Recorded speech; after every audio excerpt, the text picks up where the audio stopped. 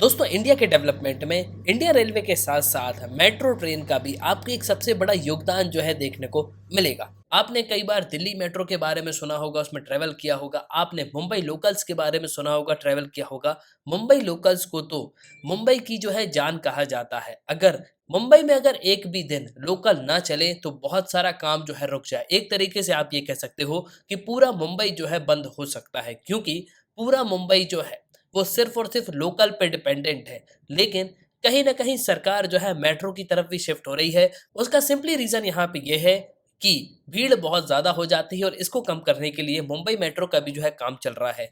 इसके साथ-साथ अगर आप पूरे भारत में देखोगे तो 10 राज्य ऐसे हैं जहाँ पे मेट्रो चलाई जाती है। मेट्रो ट्रेन जो है वो सबसे इम्पोर्टेंट रोल प्ले करती हैं। इसके साथ-साथ 15 राज्य ऐसे हैं जहाँ पे मेट्रो पे जो है काम चल रहा है बहुत ही जल्द।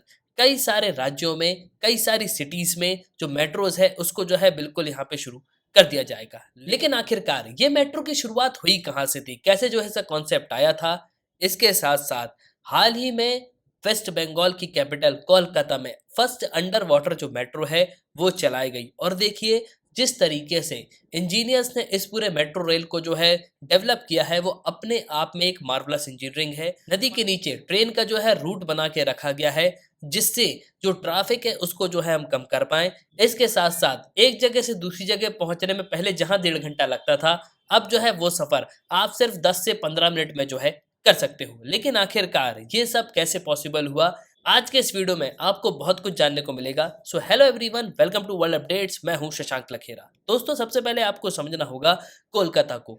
कोलकाता अगर हम बात करें, पहले के ज़माने में इसको जो है कलकत्ता कहा जाता था। एंशिएंट टाइम से कलकत्ता की बहुत ही हिस्टोरिक इम्पोर्टेंस रही है।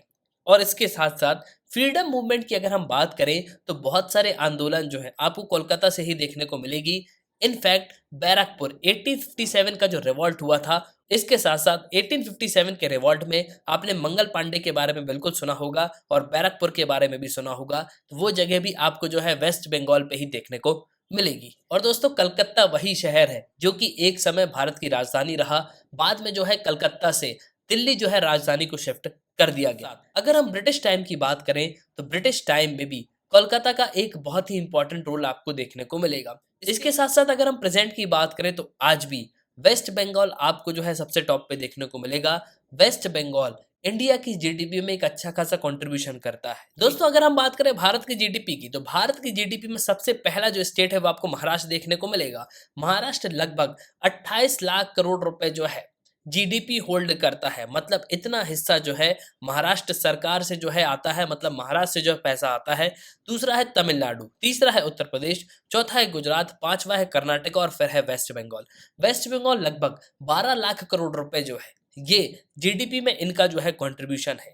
लेकिन अगर हम बात करें कोलकाता मेट्रो की, तो कोलकाता मेट्रो की जो जनक हैं वो थे BN. Roy. Doctor BN. Roy जो हैं ये स्वतंत्रता सेनानी भी थे और ये बंगाल के चीफ मिनिस्टर भी थे। 1950s में ये इंस्पायर्ड थे यूएस और यूके से। जिस तरीके से ये वहाँ से घूम के आए थे, वहाँ के इन्होंने प्रोजेक्ट्स देखे थे कि यूके यूएस में किस तरीके से अंडरग्राउंड जो ट्रेन है वो चलाई जाती है, तो उसको बिल्कुल जो है हम अपने शहर में चला सकते हैं। क्योंकि 1950 के दशक में अगर आप देखोगे तो बंगाल जो है बहुत ज़्यादा डेवलप हो चुका था। बंगाल पहले से ही बहुत ज़्यादा डेवलप था क्योंकि वहाँ पे ब्रिटिशर्स का शासन था।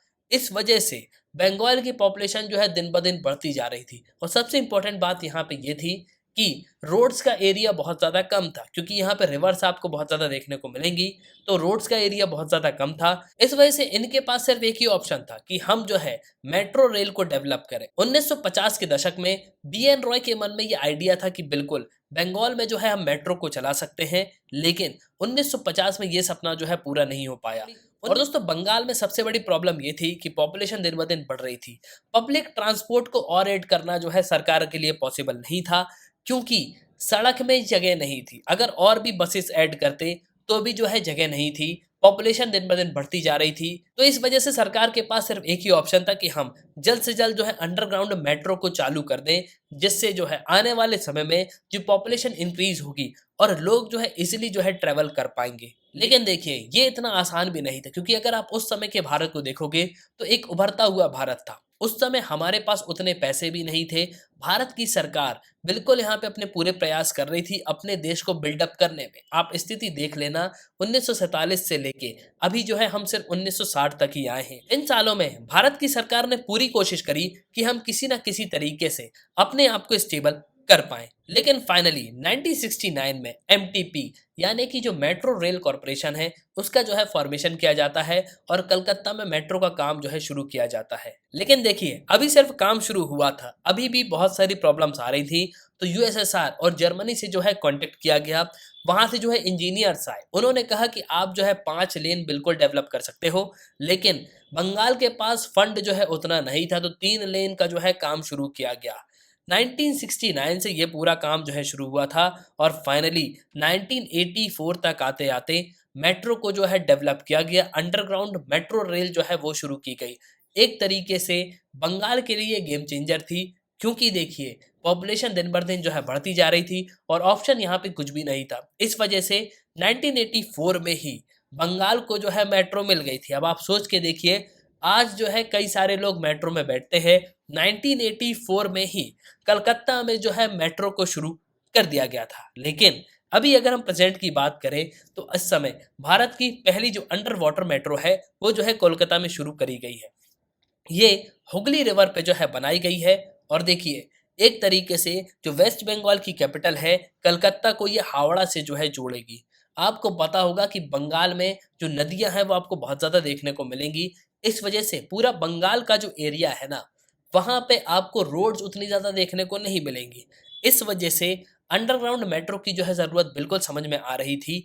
और आखिरकार हमारे जो इंजीनियर्स हैं उन्होंने जो है इस पूरे काम को करके दिखाया और finally east west metro corridor जो है कोलकाता का, उसको जो है टनल के थ्रू जो है जोड़ा गया। यानी कि कोलकाता का जो ईस्ट एरिया है और कोलकाता का जो वेस्ट का एरिया है उसको जो है मेट्रो के थ्रू कनेक्ट किया गया। यहाँ पे एक अंडर वाटर टनल जो है बनाई गई जो कि लगभग 520 मीटर की है। ये सॉल्ट लेक का जो सेक्टर 5 है जो कि आईटी हब है, जो कि ईस्ट में स्थित है, और वेस्ट में आपको हावड़ा का मैदान देखने को मिलेगा। तो मेनली ये जो है पूरा जोड़ेगी और 16 किलोमीटर की ये जो है पूरी लंबी लेन यहाँ पे बिछाई गई, जो कि आपको जो है हुगली नदी के नीचे देखने को मिलेगी। यानी कि ये जो पूरी टनल है वो हुगली नदी के नीचे बनाई गई है। और दोस्तों कोलकाता के लोगों को एक बहुत ज्यादा जरूरत भी थी इस मेट्रो की, क्योंकि अगर आप हावड़ा से सिलदा जाते हो तो लगभग आपको 1.5 घंटे जो है रोड से लगते हैं। लेकिन अब अगर आप मेट्रो से जाओगे तो सिर्फ 40 मिनट में जो है ये पूरा सफर हो जाएगा। एक तरीके से आप देखोगे तो ये बहुत अच्छा स्टेप था सरकार का, जिससे हम जो है दोनों तरफ के ट्रैफिक को कम कर पाएंगे। इसके साथ साथ जो टाइम है लोगों का वो भी यहाँ पे बचेगा।